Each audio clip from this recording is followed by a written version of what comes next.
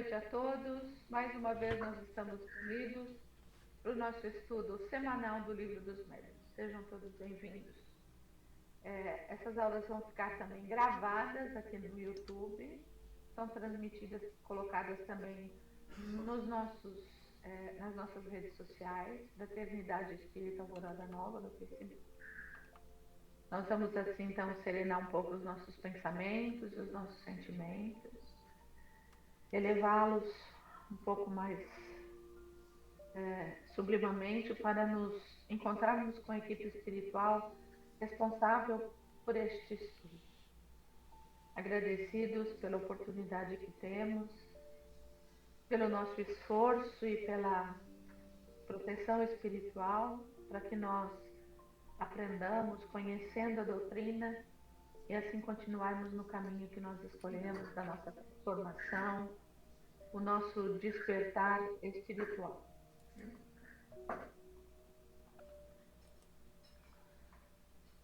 Pedimos a Jesus que abençoe o nosso esforço, abençoe os nossos propósitos, como sempre, e que Ele nos leve à presença do Criador, essa força maior do universo, a quem agradecermos tudo que temos e somos.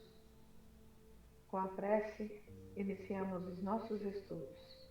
Pai nosso que estás no céu, santificado seja o teu nome. Venha a nós o vosso reino e seja feita a sua vontade, assim na terra como nos céus. O pão nosso de cada dia dá-nos hoje. Perdoa-nos as nossas dívidas, assim como perdoamos aos nossos inimigos.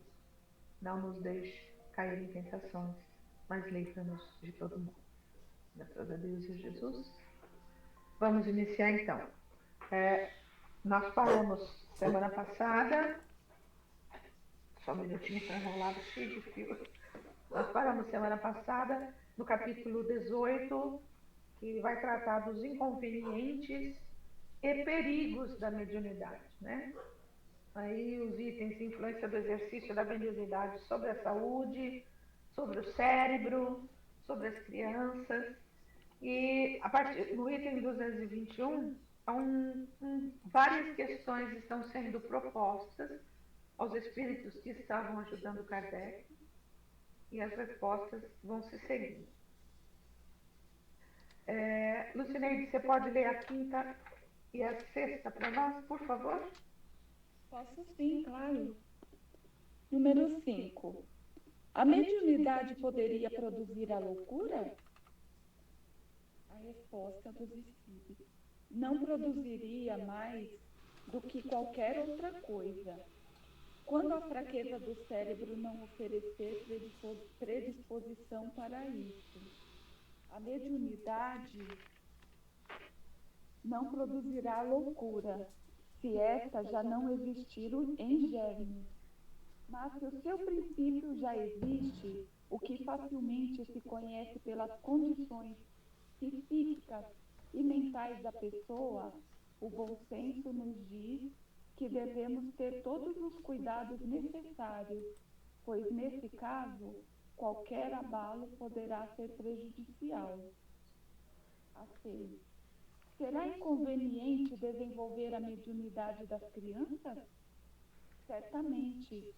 E sustento que é muito perigoso, porque esses organismos frágeis e delicados seriam muito abalados e sua imaginação infantil muito superexcitada.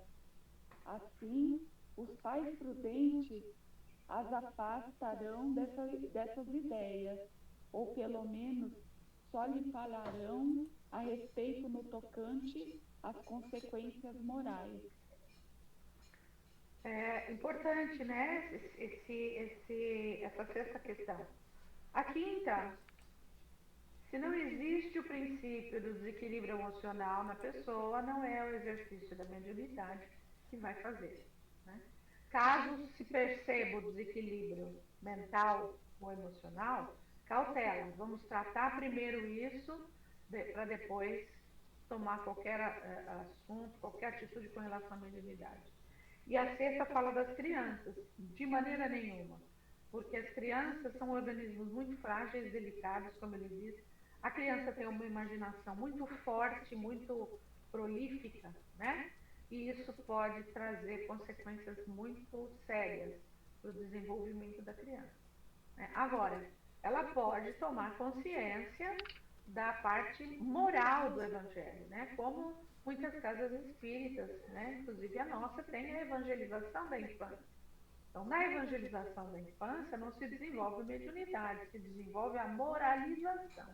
Se apresenta o Evangelho de Jesus para as crianças através de formas lúdicas, com brincadeiras, histórias, músicas, né, desenhos, para que a criança vá separados por idade, de acordo com a idade, né, para que a criança possa captar o ensinamento, assimilar esse ensinamento. Quanto a isso, não tem problema nenhum.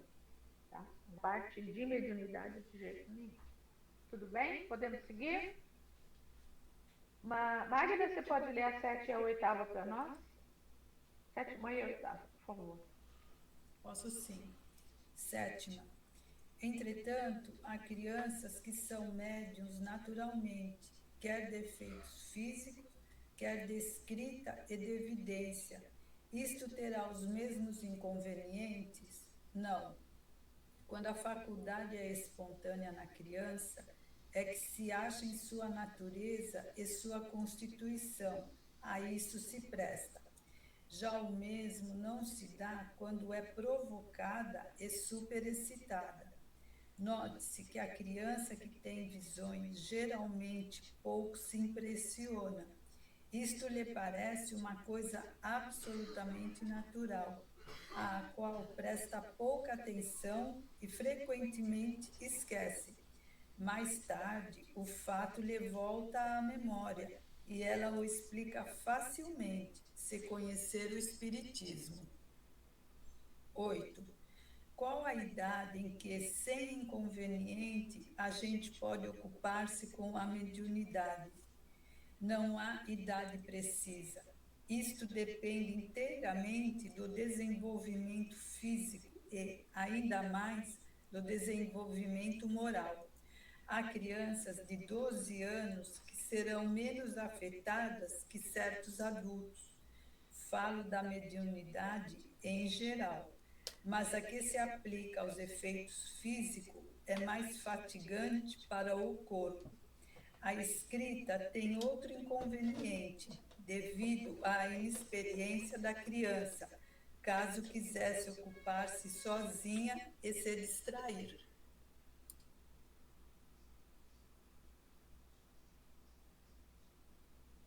Abre o microfone, Mari. Obrigada. As crianças que são médiums naturalmente, elas vão ser naturalmente, sem apresentarem medo, sem fazer juízo de valor, vão falar do assunto com naturalidade, né? E os pais, assim, devem agir com naturalidade. Isso não quer dizer que vamos colocar essa criança para trabalhar mediunicamente, ok? Precisa ficar bem claro, né?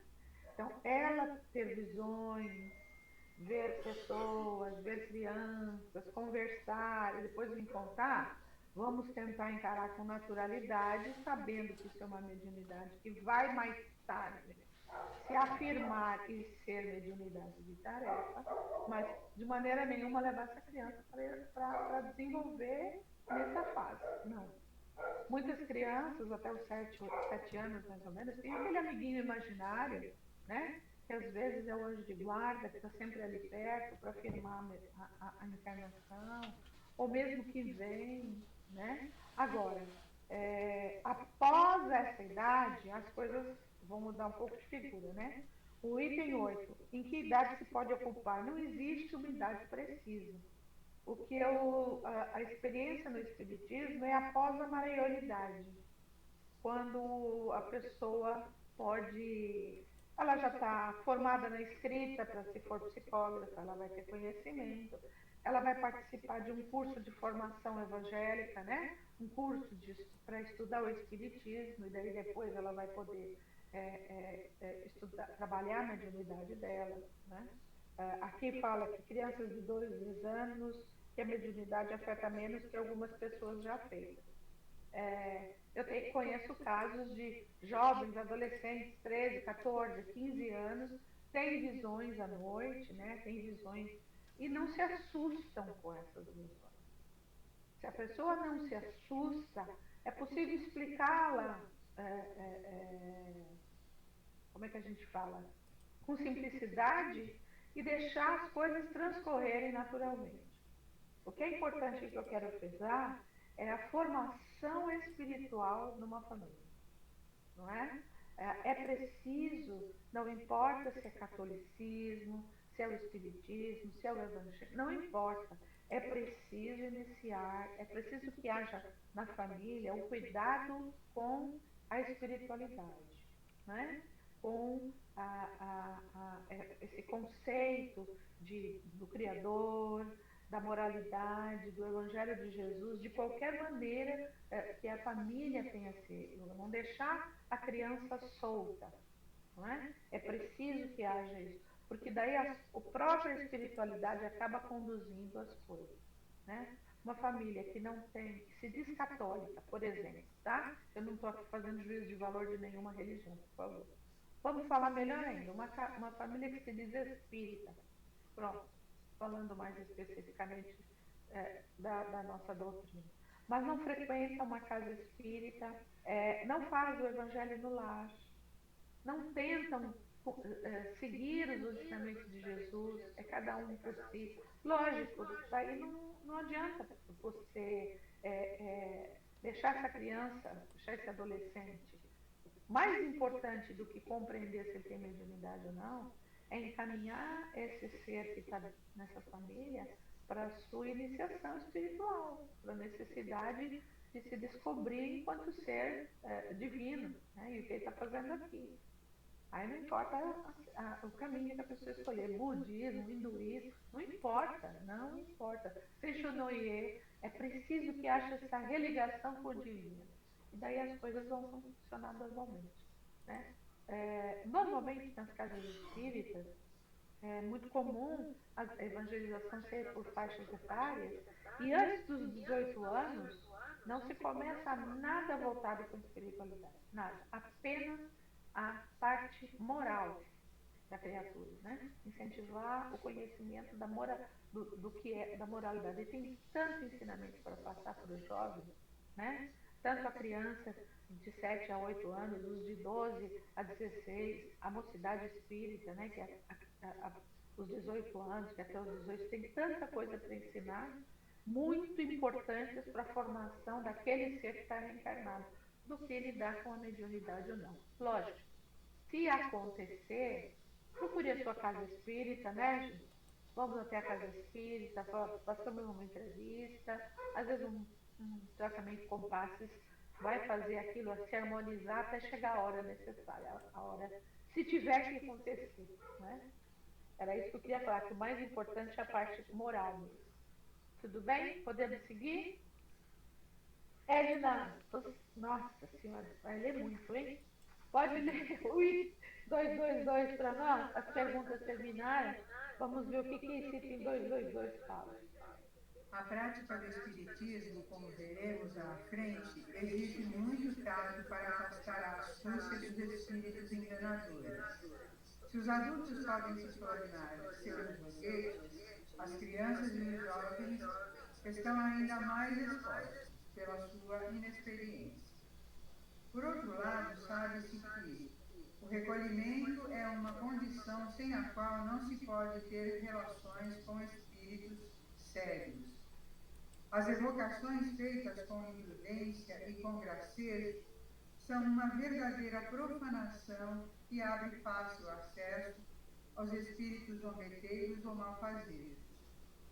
Como não se pode esperar que uma criança compreenda a importância de um ato semelhante, seria de temer que fizesse dele uma brincadeira se ficasse entregue a si mesma. Mesmo nas condições mais favoráveis, deve-se cuidar para que a criança, dotada de faculdade mediúnica, a exerça apenas sob a orientação de pessoas experientes que lhe ensinarão, pelo exemplo, o respeito que se deve às almas dos que viveram.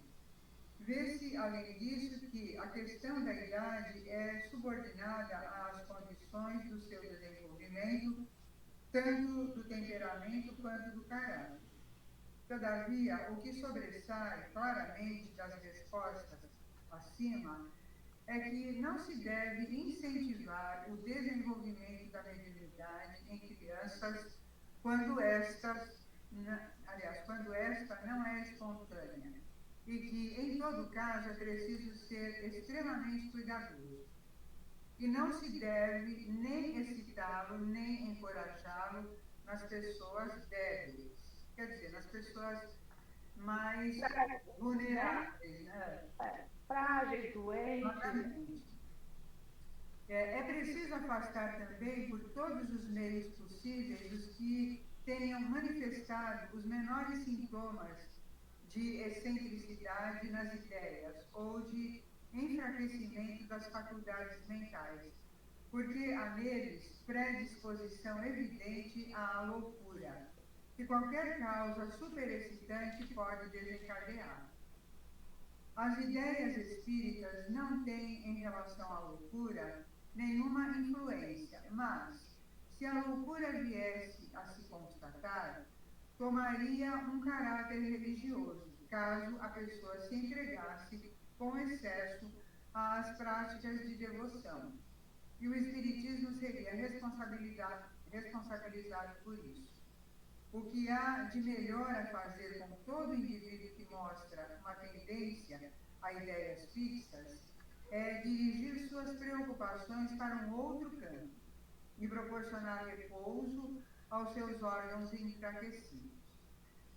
Chamaremos, em relação a isso, a atenção de nossos leitores para os itens número 12 da introdução, aliás, o item número 12 da introdução de O Livro dos Espíritos. Então, é assim, se a pessoa o primeiro sintoma é a ideia fixa. Então, quando a ideia fixa, significa que ela tem que ser direcionada para o tratamento e para uma outra situação, né? Meu filho, com 7 anos, ele via meu pai. Foi quando eu comecei a frequentar o centro. Até então eu lia, mas eu trabalhava demais e faltava tempo, mas enfim. E ele começou a ver meu pai, começou a ficar desesperado. E ele não conheceu meu pai. Ele conheceu a pessoa por causa da foto. E foi a ele que eu vejo. E provavelmente meu pai vinha para estar com ele ali, sim, mas ele se apavorava. Aí eu tive que levar ele do centro, que foi quando eu comecei a realmente ir mesmo. Aí ele fez tratamento espiritual para fechar, né? Para fechar toda aquela questão que ele via e tal, para ele se acalmar, porque ele tinha 7 anos. E ele ficava assustado. Tem crianças que têm os amigos imaginários, como a Maria Ângela falou, que são os espíritos que se aproximam. Às vezes a criança fica muito assustada, ela fica até doente. Então, é preciso. E outra, tem gente que não acredita, né? Também fica, sabe, fazendo pouco da criança, falando que ela está pirando. Sabe, a gente precisa tomar cuidado. E o que a Maria Ângela falou, né? Em qualquer religião, a gente precisa apresentar Deus para a criança. A nossa obrigação de pai, de mãe, de família, é apresentar Deus para a criança. Ela precisa saber a respeito dele, né? E assim, eu tenho aqui, ontem eu li esse trecho, eu não vou ler ele inteiro, posso? Só um pedacinho, que o Hamed fala sobre a mediunidade, que é um negócio que eu achei muito interessante. A mediunidade é uma percepção mental por meio da qual a alma sutiliza, estimula e aguça seus sentidos a fim de penetrar na essência das coisas e das pessoas. É uma das formas que possuímos para sentir a vida. É o poder de sensibilização para ver e ouvir melhor a excelência da criação divina. Faculdade comum a todos é nosso sexto sentido, ou seja, o sentido que capta, interpreta, organiza, percebe e sintetiza os outros 5 sentidos que nós temos e conhecemos. Não é sensacional? Eu amo Hamed, entendeu? Eu achei tão... Por favor, dá o nome do livro, quem gravou e qual é o espírito. O livro é Renovando Atitudes, o Hamed é o espírito. E o quem é a psicografia do Francisco do Espírito Santo Neto. É assim, eu tenho, acho que eu tenho todos os livros do Hamed. O Hamed é maravilhoso, porque é muito ligado à questão espiritual e emocional, né? É como se ele fosse um terapeuta, né? É muito interessante, tá? Geraldo, você levantou a mão? Levantei. Edna, só repete para mim o nome dele, Hamed. Fala pausadamente que a tradução está saindo como remédio. Só para ficar gravado bonitinho. Tá. O espírito é Hamed com H, Hamed. É pela psicografia do Francisco do Espírito Santo Neto. A obra é Renovando Atitudes. Tá? Deu para ver? Esse servidor, o Francisco do Espírito Santo Neto, tem no Hamed o seu mentor. Sim. Tem uma série de livros renovando atitudes, as dores da alma, as luzes da alma, que falam de toda a parte emocional. É muito interessante. Tá? Quem puder lê-los. Ele não é muito grande. Vamos seguir? Vamos lá. Então, nós vamos entrar no capítulo 19 agora, do papel dos médiuns nas comunicações espíritas. Então, nós vamos falar influência do espírito pessoal do médium, sistema dos médiuns inertes, aptidão de certos médiuns para coisas de que nada conhecem, línguas, música, desenho, dissertação de um espírito sobre o papel dos médiuns. Esse último item é muito interessante. Tá? Marlene, você pode ler para a gente? Na realidade, nós vamos iniciar outro questionário de um monte de perguntas, né? Então, você começa 223 e lê a pergunta... Isso mesmo. Você lê a pergunta primeira e a segunda para a gente, por gentileza. Sim, Mário. Item 223. No momento em que exerce a sua faculdade, o médium se acha em estado perfeitamente normal? Resposta. Às vezes se acha num estado de crise mais ou menos definido. É isso que o fadiga, e é por isso que necessita de repouso. Mas, na maioria das vezes, seu estado não difere muito do normal, sobretudo nos médiuns escreventes. 2. As comunicações escritas ou verbais podem ser também do próprio espírito do médium? Resposta. A alma do médium pode comunicar-se como qualquer outro. Se ela goza de um certo grau de liberdade, recobra então as suas qualidades de espírito. Tens a prova na visita das almas de pessoas vivas que se comunicam contigo, muitas vezes sem serem chamadas, porque é bom saberes que entre os espíritos que evocas, há os que estão encarnados na Terra. Nesses casos, eles te falam como espíritos e não como homens, porque o médium não poderia fazer o mesmo? 2A, Mário? Esta explicação não parece confirmar a opinião dos que acreditam que todas as comunicações são do espírito do médium e não de outro espírito? Resposta. Eles só estão errados por entenderem porque tudo é assim. Porque é certo que o espírito do médium pode agir por si, mas isso não é razão para que outros espíritos não pudessem agir também por seu intermédio. Então, o que ele está falando aqui? Aqui ele está dizendo do animismo, tá? É conhecido como animismo. É quando o espírito do próprio médium se manifesta, tá? Normalmente, o mais comum isso é na psicofonia, são os médiums falantes, né? Porque existe um estado de sobreexcitação, né? De superexcitação, a gente pode falar assim. A gente já viu, já estudou sobre quando a gente, fugiu a palavra agora, quando o espírito sai e vai visitar outros lugares e o médium está como se fosse reunido numa sala. Ele vai, esqueci o nome dessa, não é, Edna, me ajuda. Não, não é bilocação. É quando a gente se reúne mediunicamente, a concentração, e eu saio mediunicamente, eu vou visitar as vizinhanças ali, tá? Depois eu volto. Isso quando a gente fazia caravana para visitar casas de pessoas que estavam precisando, nós sempre deixávamos reunidos na casa espírita um grupo.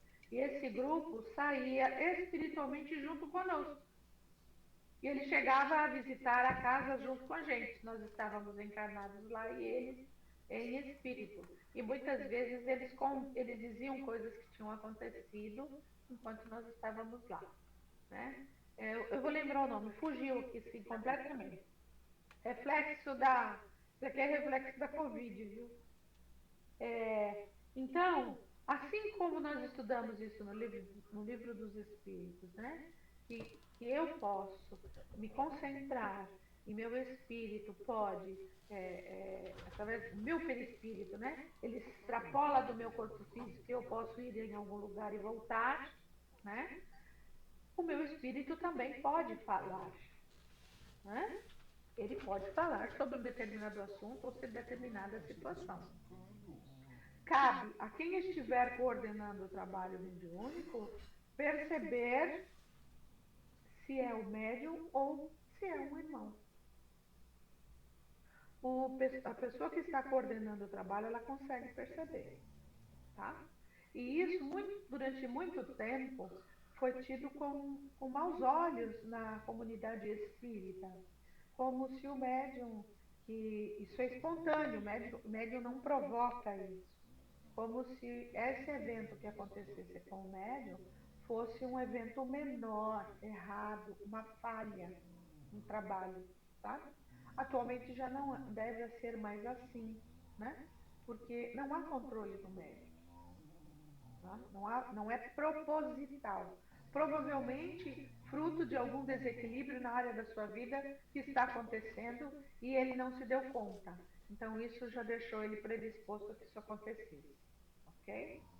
Então, se um outro médium pode falar por mim, por que o meu próprio espírito não pode falar por mim?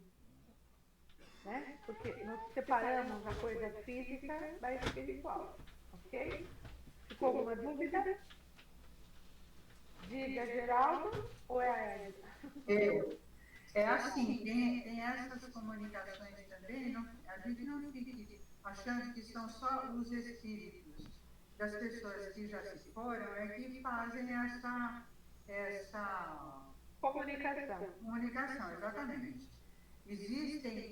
Tem um livro do Hermínio Moraes que fala a respeito, ele até conta uma experiência dele. Eles estavam numa reunião mediúnica e um amigo dele, que era encarnado como ele foi visitar esse amigo e trouxe ele para a reunião, porque ele se concentrou lá e ele veio para a reunião e eles conversaram na reunião mediúnica com ele.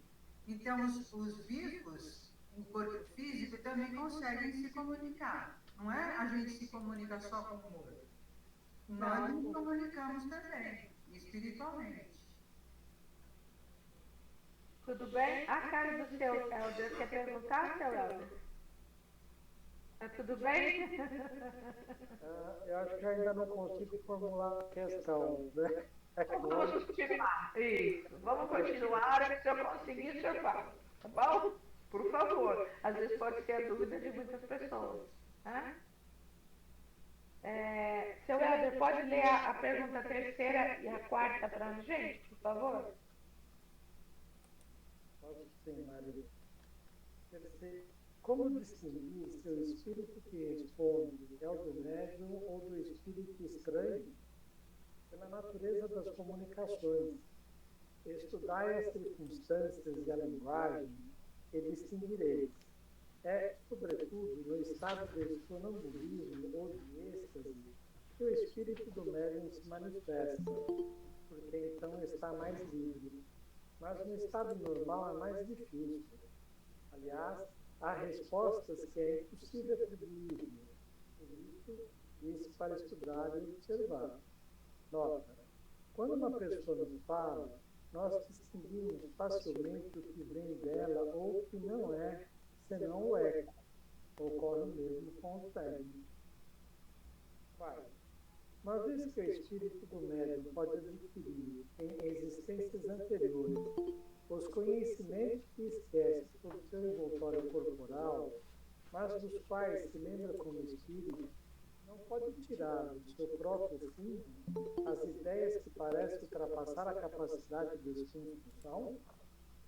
Isso ocorre com frequência no estado de crise sonambúlica ou estática, mas, ainda uma vez, há circunstâncias que não permitem a dúvida, porque trai longamente de meditar. Quer dizer, não é tão simples assim, né? Acho que precisa ter um conhecimento para poder saber, né, quem está falando, né? Exatamente, né? Se o espírito pode, em essências anteriores, ter adquirido um certo conhecimento intelectual, agora encarnado, ele está sob o véu do esquecimento, mas se ele está em estado estático, né, de êxtase ou de sonambulismo, ele pode se lembrar e ele pode falar disso. Existem mecanismos específicos para isso, mas ainda nós não temos como explicar isso ainda, tá? Mas se um médium experiente, que está acostumado com as reuniões mediúnicas, pode perfeitamente absorver. Boa noite, quem entrou agora, essas 3 pessoas. Sejam bem-vindos, tá? Boa noite. Nós estamos no item do Livro dos Médiuns, no item 223. Vamos ler a 5ª pergunta.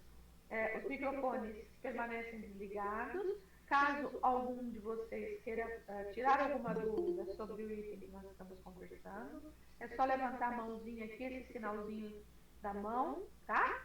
E daí nós vamos dar a palavra para vocês perguntarem e nós vamos conversar. Boa noite a todos. Vamos lá? Edna, você lê a 5ª e a 6ª para a gente, por favor? Sim.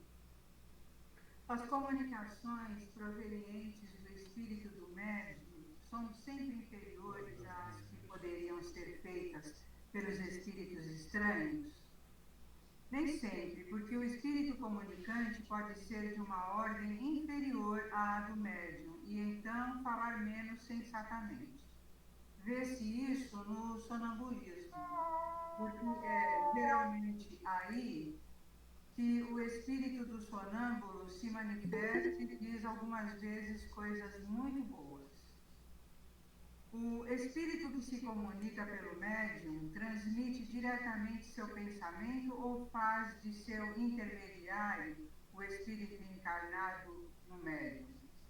É o espírito do médium que o interpreta e para isso ele está ligado ao corpo, que serve para falar. É preciso um elo entre vós e os espíritos que se comunicam. Como no telégrafo elétrico, é necessário um fio elétrico para transmitir uma notícia E tu nem se fala, velho. à distância e na ponta do fio, uma pessoa inteligente que a receba e a interprete. Então, o médium faz toda, como se fosse uma versão, né? Ou uma tradução daquilo que o Espírito fala, exatamente. E às vezes vem alguém com mensagens muito complicadas, por isso que o médium é esse ser que vai filtrar tudo que é necessário falar. Então, com relação à quinta pergunta, quando ele pergunta se os espíritos, as comunicações que provêm dos médiums, são, quando ele faz, os próprios espíritos.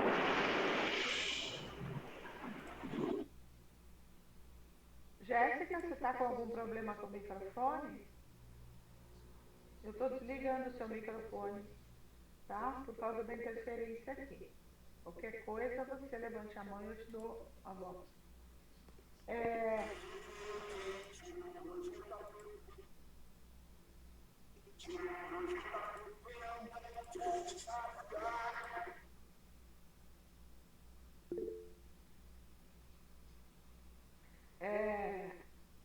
Então vamos lá.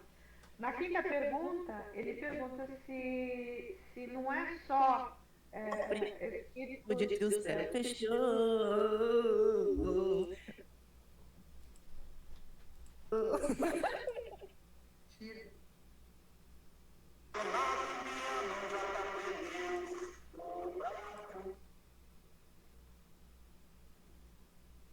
Isso. Geraldo, você pode fazer essa mediação para mim?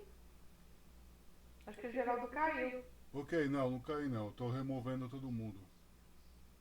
Essas pessoas... É o seguinte, nós estamos num estudo sério, um estudo do livro...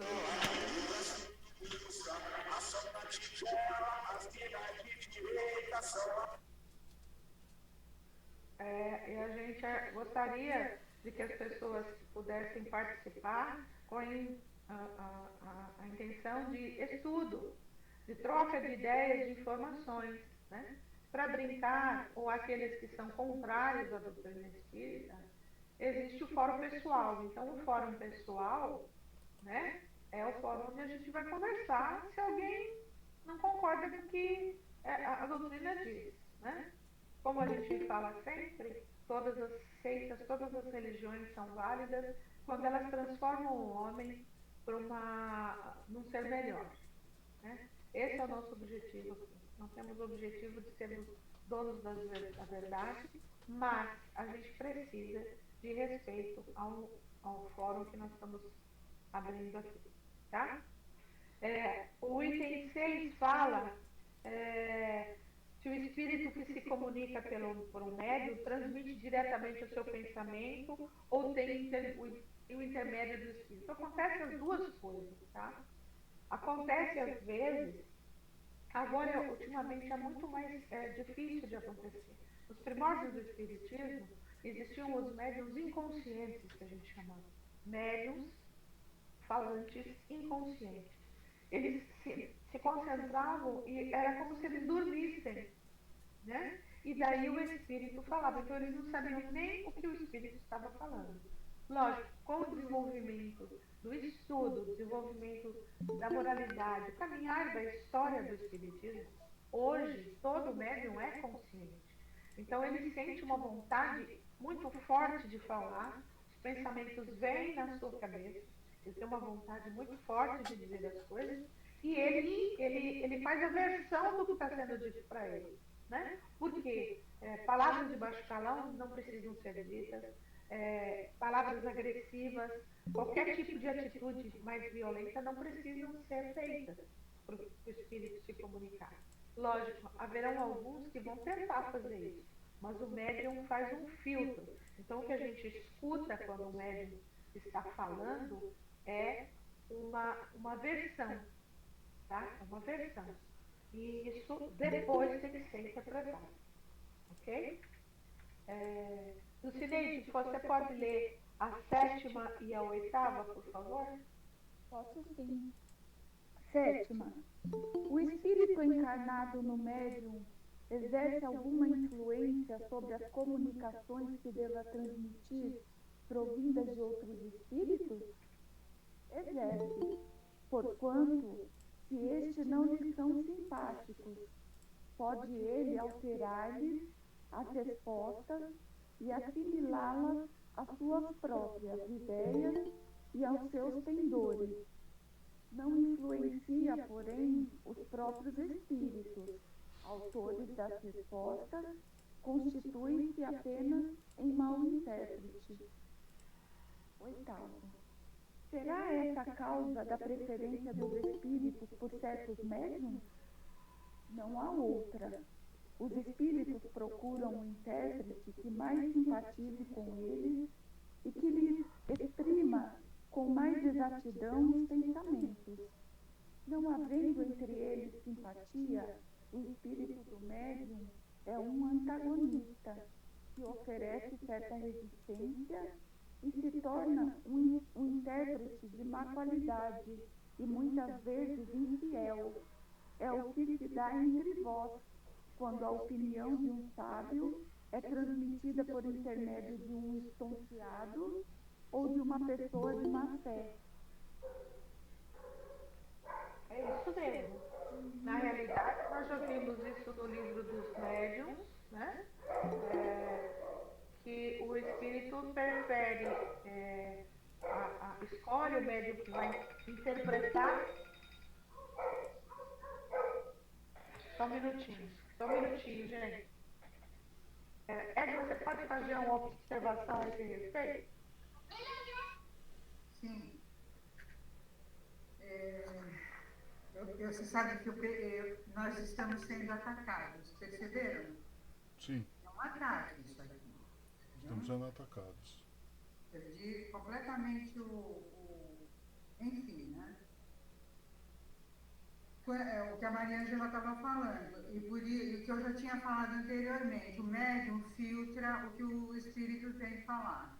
Havia antigamente os médiuns que ficavam completamente inconscientes para receber a mensagem, né? Então ele falava, ele perdia a capacidade dele de filtrar, e ele falava tudo que o outro trazia. Mas inclusive, né? a mediunidade vai evoluindo, assim como nós. Nós vamos evoluindo. Então ela começou a ficar mais sutil. E daí agora o médium, ele não perde a consciência. Até porque ninguém entra no seu corpo, a gente tem que entender isso. Existe a fascinação, né, que a gente já viu. Né?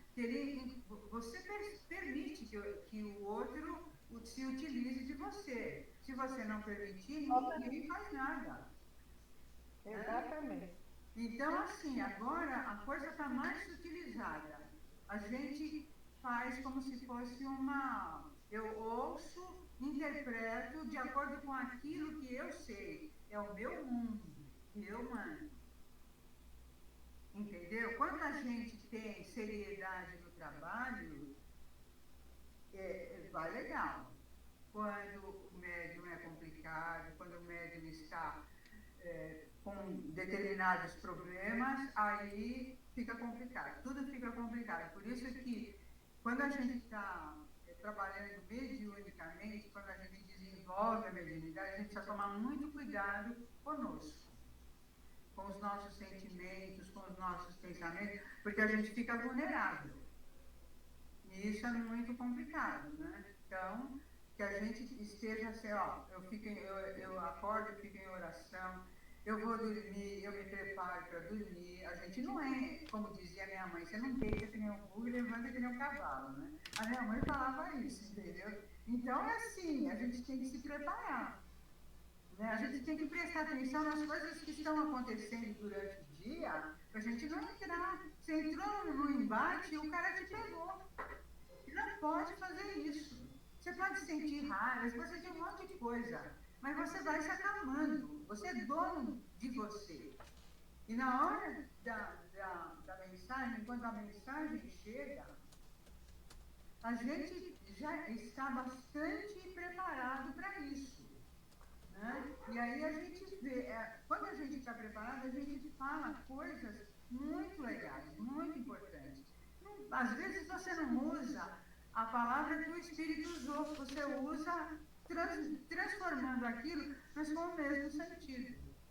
Entendeu? Mais ou menos isso. Quanto melhor preparados nós estivermos, com conhecimento da doutrina, com conhecimento moral, né? Com a nossa moralização. E também ajuda o conhecimento intelectual, sim.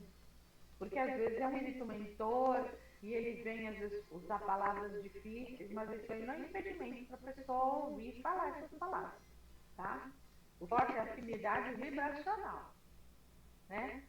Se a vibração tiver um espírito inferior que está se comunicando, é porque há uma simpatia vibracional que a espiritualidade viu no médium e fez com que esse espírito pudesse ser aproximado e se comunicar.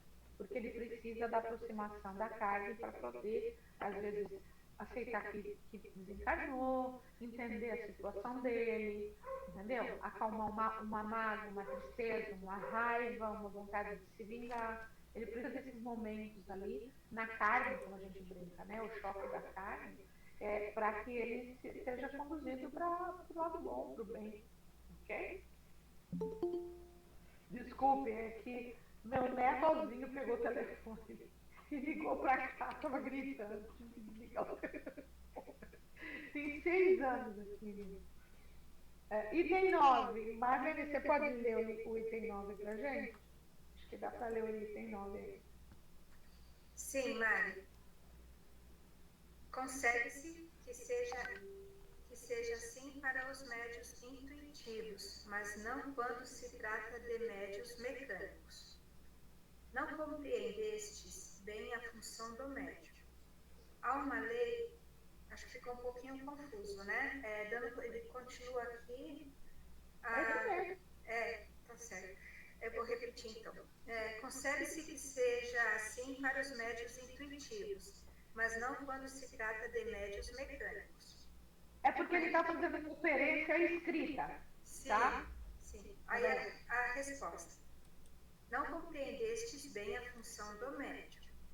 Há uma lei que ainda te escapa. Lembra-te que para produzir o movimento de um corpo inerte, o espírito necessita do fluido animalizado do médium, de que se serve. Por exemplo, para animar momentaneamente a mesa, fazendo-a obedecer à sua vontade. Pois bem, para uma comunicação inteligente, ele necessita também de um intermediário inteligente.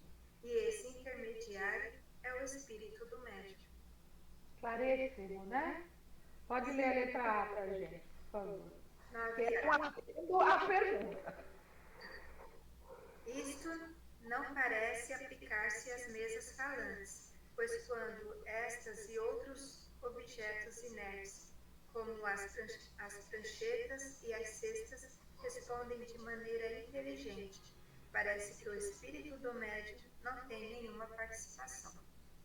A resposta é um engano.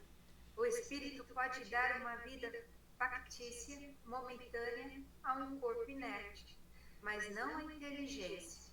Jamais um corpo inerte teve inteligência.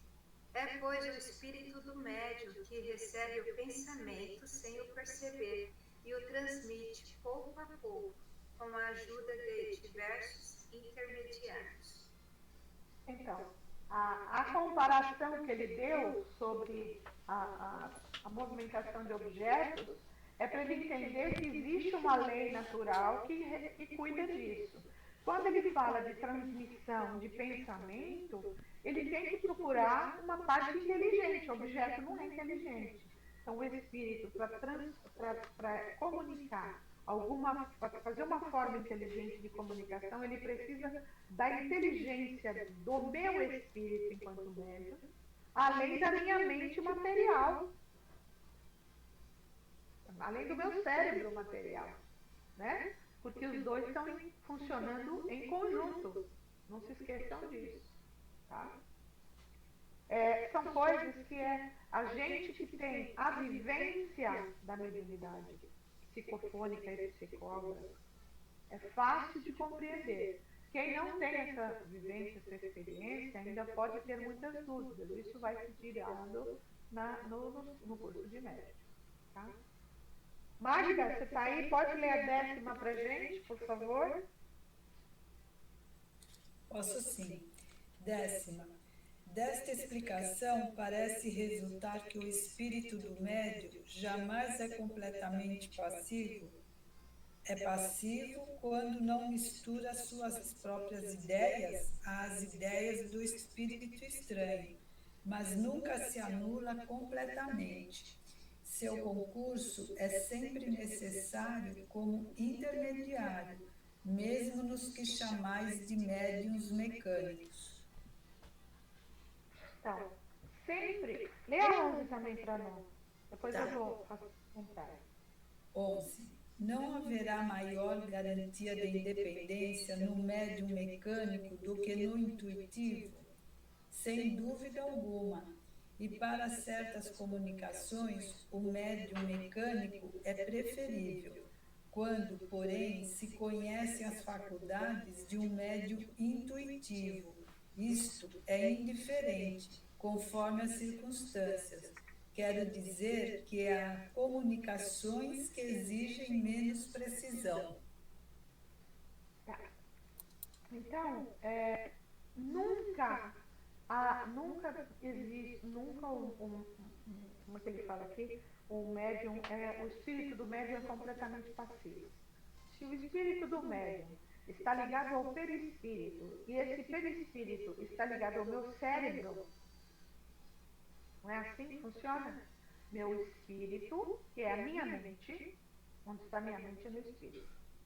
Ele está se comunicando, tem como intermediário o meu perispírito, e o perispírito passa para o meu cérebro máquina, cérebro físico, a massa encefálica. Concordam com isso? Tá. O espírito que quer se comunicar, ele vai estar em contato com o meu perispírito. Tá? Vai haver uma aproximação de perispírito a perispírito. Então, é lógico, as duas mentes vão estar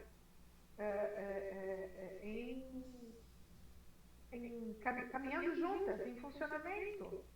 Tá? O cérebro não, porque o cérebro é o hardware. Tá? É a máquina. Só tem cérebro quem está encarnado. A mente está no espírito. Então, o espírito do médium que está falando, que está transmitindo, nunca é passivo totalmente. O que ele precisa é, através de estudo, de retidão de caráter, de exercícios, né? E de muito trabalho, ser fiel ao que ele está recebendo na sua mente. Né? Muitas vezes nós falamos e terminamos o discurso, não lembramos mais dele imediatamente. Às vezes se passam 10 minutos, assim que acaba a comunicação, 10 minutos você consegue lembrar algum item. Falou de importância disso, daquilo outro. A hora que termina a reunião espírita, a gente já não lembra mais. Porque não há esse impacto formal no meu cérebro. Meu cérebro material é o que armazena as informações. É maravilhoso isso, tá? Então não há impacto no meu cérebro, no meu lobo frontal, nem no temporal, que é onde se guardam as coisas, onde a memória é feita. Então é como se fosse uma memória, memória temporária. Ele funciona, parou de funcionar, acabou, sumiu a imagem. Eu não lembro de nada. Eu sou médium psicofônica. Quando termina a comunicação, eu tenho nuances do que foi falado. Puxão de orelha, sobre isso, sobre aquilo, sabe? Algumas coisas. Acabou a reunião, eu tenho que caminhar. Eu não lembro mais nada. Não sei mais o que foi falado. Tudo bem? Dúvidas? Eu acho que dá. Vamos encerrar aqui ou vamos ler mais uma? Vamos encerrar por aqui, que eu queria conversar com vocês. Tá? Paramos na 11, próxima semana vamos ler a 12. A 12ª pergunta desse capítulo 19, ok? É interessante porque isso estava para acontecer já há muito tempo, ok? Então a gente tem que se preparar para a terça-feira, né? Ninguém errou aqui. Isso é natural que aconteça. Nós temos que tirar dessa ocorrência das pessoas que entraram, né, ou por link, ou pelo próprio YouTube, né, o ensinamento de que nós precisamos manter nossa serenidade, né? Manter-nos serenos, respirar fundo, ter certeza que nós estamos amparados e que isso é ensinamento. Só, pronto. O encarregado, o Geraldo é o encarregado de retirar, né? Eu desliguei os microfones várias vezes e quando ele viu que o incômodo continuava, ele removeu as pessoas. Ele é o encarregado de fazer isso. Porque nós estamos num estudo sério, olha, o YouTube ainda está ligado, então é bom que as pessoas saibam, nosso estudo é sério, não criticamos nenhuma religião, né? E o bem e a verdade sempre vão vigorar, né? Não tenhamos receio de nada, porque o bem e a verdade sempre vigoram. Os ataques acontecem mesmo, né? E vão falar na orelhinha daquele companheiro que é contra a nossa religião. Os espíritos vão lá, fazer uma baguncinha lá, ver o que acontece fazendo a bagunça. E a pessoa ouve, né? Se deixa levar pela intuição, pelo que ela acha que é ela mesma, na realidade ela é sugestão espiritual, e vem fazer a bagunça, tá? E nós, imediatamente, o Jorge fez muito bem, imediatamente a gente suspende, né? E a pessoa que quer continuar estudando, ela é bem-vinda, como eu falo sempre, tá? Eu só pedi licença para a Edna continuar, porque meu neto ligou aqui, talvez também é objetivo disso daí, ele nunca fez isso. E a mãe dele veio no telefone e falou, ele ligou para você, desculpa, ele ligou sozinho. Como ele fez, eu não sei, eu vou saber agora que eu vou ligar de volta. Então eu só fiz um tchau para ela, fiz assim e desliguei. A molecada está muito esperta. Nossa, esse menino é danado, você não sabe, ele sabe mexer nos canais, entrar no Netflix, no Disney Plus, ele vai para frente do desenho, volta para trás, ele escolhe o streaming, o pedaço do streaming que ele quer ver. Eu nem sei fazer isso, nem sei fazer isso. Mas a netinha ligou para a Neide, ela tem 4 aninhos, se quiser. Olha aí. Então, eu tenho uma de 3, então logo ela vai fazer isso também. Esse aí é o de 6, mas ele nunca fez isso. Acho que foi sem querer, coitado. Tudo bem, crianças? Vamos encerrar por hoje? Semana que vem a gente se vê. Vamos agradecer sempre as oportunidades de aprendizado, né? Que podem vir com estudo, como nós estamos fazendo, com a perturbação também, é uma oportunidade de aprendizado, né? Para a gente estar sempre vigilante, né? Para a gente estar sempre confiante naquilo que a gente está fazendo e que a espiritualidade está junto conosco. Tá? Desculpa, viu? A gente botou fria. Mas é que eu não queria falar isso, porque eu sei que no YouTube, eu falei, eu preciso desligar ele, né? Então, mas tudo bem, deu tudo certo. Tá? Vamos agradecer então a Jesus todas essas oportunidades e que eles possam, a espiritualidade amiga possa derramar bênçãos de luz, de paz e de reconforto em qualquer lugar do nosso planeta, onde haja uma dor, um sofrimento, seja material, espiritual, mental, abrangendo toda a humanidade que sofre. Vamos enviar luzes de amor para todos aqueles a quem nós queremos bem, para aqueles que não nos querem muito bem, mas vamos enviar vibrações de luz e de amor a eles também.